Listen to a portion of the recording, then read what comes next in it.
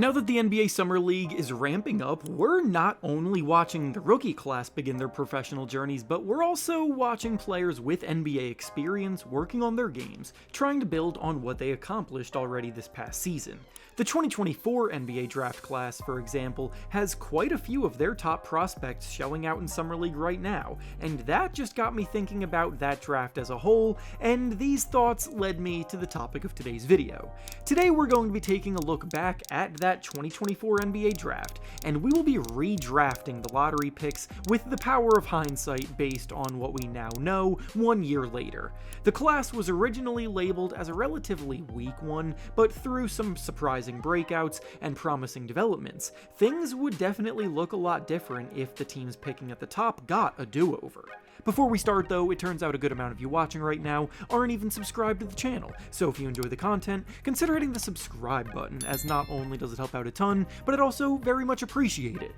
Now with that being said, let's begin.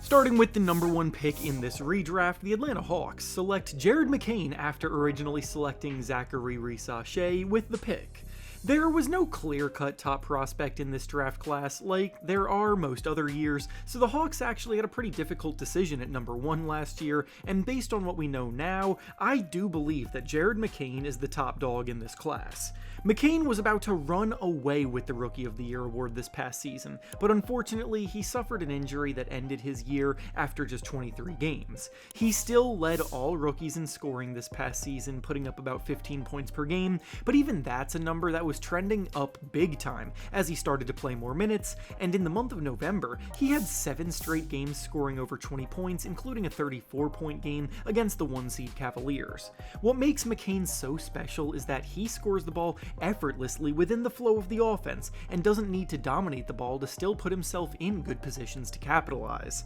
His off-ball movement is genuinely as good as it gets at the NBA level already. He's savvy playing off of 2 feet and his body control is excellent, and if he were playing next to Trae Young's playmaking in Atlanta, he would get so many more good looks to maximize that scoring output.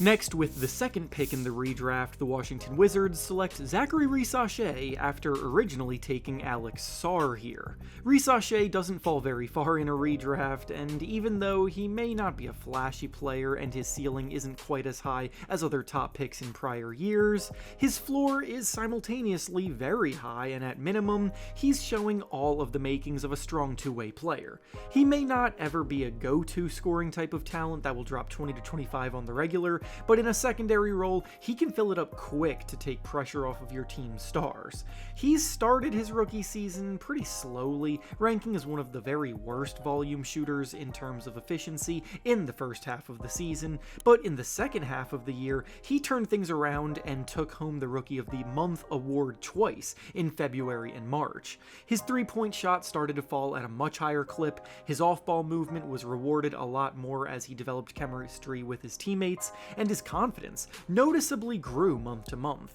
Admittedly, a lot of that success came as a result of playing next to an elite passer like Trae Young, who set him up for a ton of open looks, but in Washington, the things that he does well would still be a welcome presence in their front court, with that young core that at the moment is pretty guard heavy.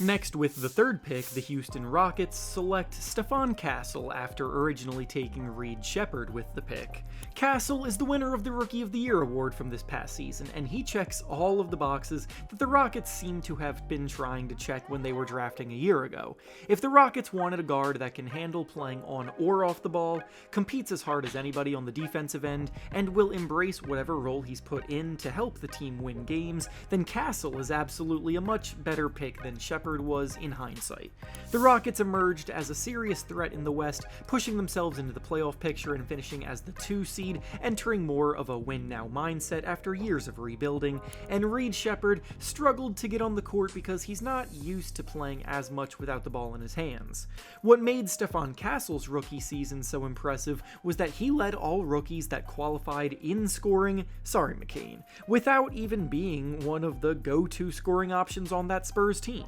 He slotted in next to guys like Victor Wembanyama, De'Aaron Fox, Chris Paul, and Devin Vassell seamlessly, and while he does definitely need to improve as a three-point shooter, he provides very balanced production across the board on both ends, which would improve the Rockets' backcourt immensely. Next, with the 4th pick, the San Antonio Spurs select Mos Bazellis after originally taking Stefon Castle with this pick. The Spurs may miss out on their Rookie of the Year in a redraft, but Buzelis is easily one of the most intriguing young talents in this class, and he's just starting to scratch the surface of his upside. His numbers on the surface may not jump out at you, having averaged a little over 8 points per game and 3 rebounds per game, but this is an example of an extremely raw talent, needing time to develop, and he just got better and better as the season progressed. He's a 6'10" wing player with crafty ball handling skills like a guard, and while he's not always as tight as you would like on the attack, he's shown he can pull some things off that very few others can.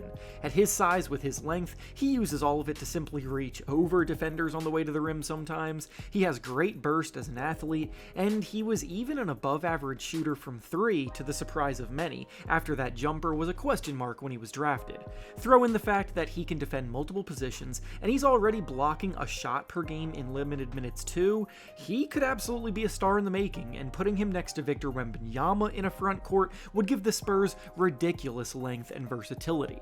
Next, with the 5th pick, the Detroit Pistons select Alex Sarr after originally taking Ron Holland with this pick. Sarr slips a bit in a redraft because there are definitely some worrisome red flags in his game early on, but they're not so overwhelming that he doesn't still go in the top 5. Sarr is a 7-footer with great shot blocking instincts and should definitely develop into one of the better rim protectors in the NBA in his prime. He's quick, he's athletic, and he moves well at his size, giving him the tools teams love. On offense, he needs a lot of work, and that's okay for a first-year player. Quite frankly, he needs to start playing more like a big man, because right now he's way too complacent settling for deep threes and long jumpers, while also being a pretty poor shooter from the outside. He only ranked in the 23rd percentile in the NBA shooting in the paint, which is just not good for a 7-footer, and as someone who shot 39% from the field and 30% from 3, he's pretty inefficient for a big man.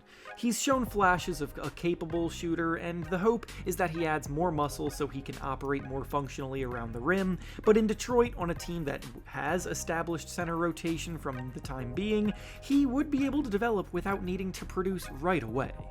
Next, with the 6th pick, the Charlotte Hornets select Donovan Klingan after originally taking Tijan Solon with the pick. The Hornets are definitely a team that would love a do-over if it were possible, and Klingan is the perfect fit for what they need. At the time, they were in need of more depth in their front court, and now having traded away Mark Williams, the center position is easily their weakest spot, so being able to have brought in Donovan Klingan to lock down the middle of their defense and do the dirty work would have been an excellent step in the right direction. Klingan already ranks amongst the best in the NBA in blocks per 36 minutes, he's a dominant rebounder, he sets good hard screens, and he doesn't need the ball in his hands to impact winning basketball games. The Hornets have been one of the worst defensive teams for a while now, but with Klingan, there would at least be hope that they could turn things around there moving forward.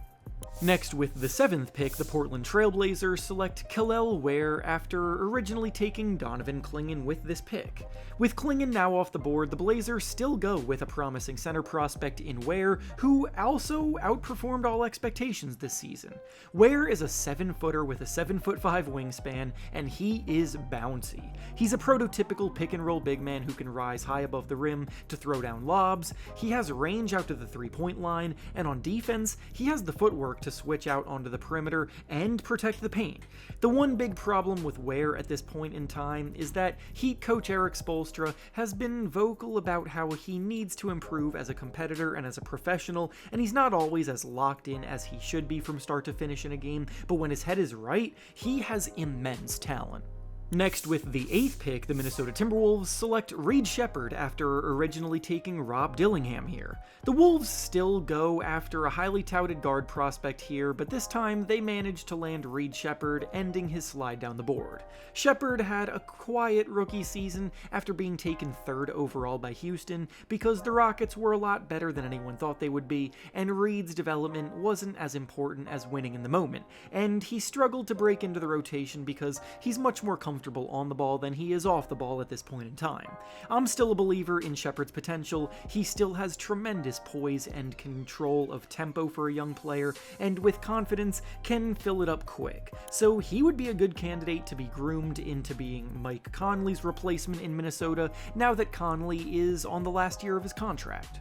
Next, with the 9th pick, the Memphis Grizzlies still select Zack Edy just like they did in the first go-round. This is the first pick that remains the same a year later because honestly, Edy did just about everything that the Grizzlies hoped for in his first season, and moving forward is still going to be a big part of what they do. Edy is a behemoth of a man at 7'4" who physically imposes himself on anyone that tries to score at the basket when he's patrolling the paint. He alters and contests a ton of shots, he dominates the glass, and on offense, he not only reliably finishes strong around the basket with his size, but he even showed off a much improved perimeter jumper that could make him even more of a weapon down the line. Of course, he is a bit slow-footed and it's hard to trust him to play full starters minutes right now because of that, but overall, the Grizzlies were better with him on the court this season, and they're probably content enough to stay firm in a do-over. Next, with the 10th pick, the Utah Jazz select Yves Missi after originally taking Cody Williams here.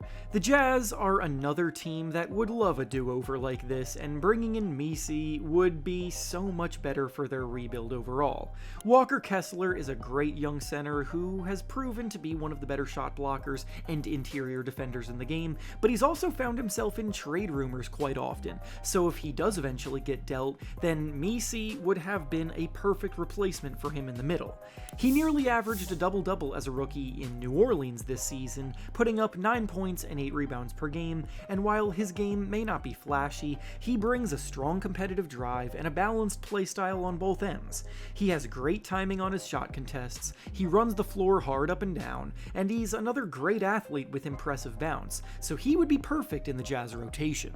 Next, with the 11th pick, the Chicago Bulls select Jaylen Wells after originally taking Mos Bazellis here. Wells is one of the biggest risers between the draft and now, having originally been a second-round pick, and is now comfortably amongst the best players in this class. In Memphis, this season, he carved out a role in the team's starting lineup on the wing because he's a reliable spot-up shooter, he defends hard at 6'7", and he's actually proven to be a much more capable creator off the dribble than most originally gave him credit for. In a secondary role, he's great as a role player with a high floor, and can serve as a glue guy in the middle of any lineup, so for a Bulls team who were pretty much looking for a wing player with talent like that at the time, Wells would be an ideal fit after missing out on Buzelis here in the redo. Next, with the 12th pick, the Oklahoma City Thunder still select Nikola Topic just like they originally drafted. Topic is still a bit of a mystery at the NBA level after having missed the entire last season due to injury, but the Thunder knew that when they drafted him, and based on the fact that they're not rushing rookies onto the court anytime soon as the reigning NBA champions with an established rotation in place, they're still probably one of the better landing spots for Topic as they work with him behind the scenes to rehab and potentially be a useful point guard down the line when their salary restrictions kick in and they need inexpensive role players. Topic was one of the top prospects in this draft class before his injury because of the outstanding passing talent that he displayed overseas, and in summer league so far this year, he's struggling to score the ball, but that court vision has absolutely been on display, giving them enough reason to stay bought in. Next, with the 13th pick, the Sacramento Kings select Rob Dillingham after originally taking Devin Carter here. Knowing what we know now about De'Aaron Fox getting traded away and leaving the team without a real answer at the point guard position, they would definitely love to land a creative, offensive maestro with this pick in hindsight to develop in his replacement. Rob Dillingham didn't always get to show what he could do in Minnesota this past season, with them also being one of the better teams in the West with lofty playoff aspirations, but when he was on the court, his lightning-quick first step and crazy body control and tight handle and silky smooth pull-up jumper flashed enough signs to buy into long-term as an impactful creator down the line. Defensively, he definitely has a ways to go before he's a positive on that end, which is the biggest reason why he couldn't get many minutes this year, but Sacramento needs somebody like him right now post De'Aaron Fox. And finally, with the last pick of the lottery, the Washington Wizards select Justin Edwards after originally taking Bub Carrington with this pick. Justin Edwards originally went undrafted, so he is easily the biggest riser in this class 1 year later. On the 76ers, he took advantage of all of the injuries around him and forced his way onto the court by playing highly productive and efficient basketball on both ends of the floor. He was actually the 6th highest scoring rookie this season, putting up 10 points per game, and he was more efficient as a shooter than every rookie ranked ahead of him except for his teammate Jared McCain. Edwards came out of high school as one of the top-ranked recruits in the entire country, but didn't quite live up to the expectations of being a future star at Kentucky, but as a role player, he checks so many boxes. He's a very good perimeter defender, he's quick on his feet, he's a plus athlete, and on offense, he's an above-average three-point shooter and a promising slasher, so in Washington, where they quickly became pretty guard-heavy, someone like Edwards on the wing would balance things out nicely. And with that being said, that's all I have for you today. Make sure to like the video, subscribe to the channel, and comment down below what you think about this draft class 1 year later. Thanks for watching, and I'll see you all next time.